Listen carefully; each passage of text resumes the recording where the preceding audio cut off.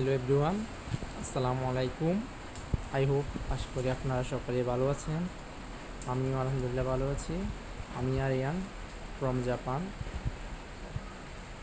এই তো দেখেন, আজকে সকাল থেকে আজকে সারা দিন বৃষ্টি হইতেছে।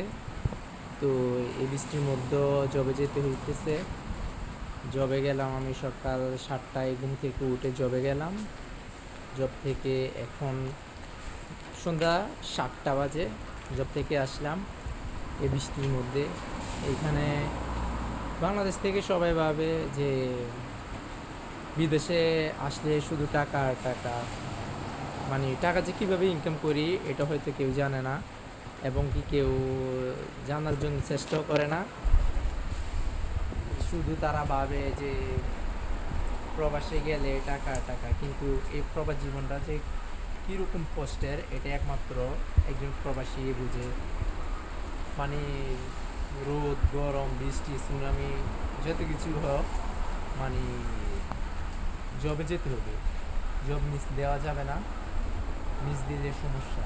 জাপানিজদের একটাই সমস্যা, এখানে যদি ঘূর্ণিঝড় হয়, যদি ভূমিকম্প হয়, এটার মধ্যে জবে যেতে হবে, কোনো সারাসারি নেই। তো এই দেখেন, এই প্রচণ্ড বৃষ্টির মধ্যে জবে যেতে কেমনটা লাগে। মানে যদি বাংলাদেশ হতো, জবে যেতাম না, নিশ্চয়ই বাসায় ঘুমিয়ে থাকতাম। আর এই ঝিরঝিরি বৃষ্টির মধ্যে ঘুমাতে অনেকটাই ভালো লাগতো। কিন্তু এখন কিছু করার নাই। যদি জীবনকে সুন্দরভাবে উপভোগ করতে হয় বা ভালোভাবে চলাফেরা করতে হয়, তাহলে জবে যেতে হবে। জবে গেলে টাকা পাবো, না হয় নাই।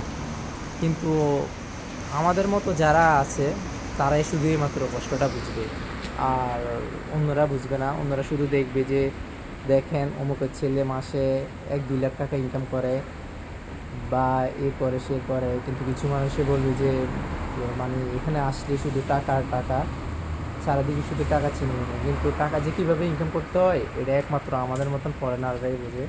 সো আজকে ভিডিওটা এতটুকু, সবাই ভালো থাকবেন। ওকে, আল্লাহ হাফেজ।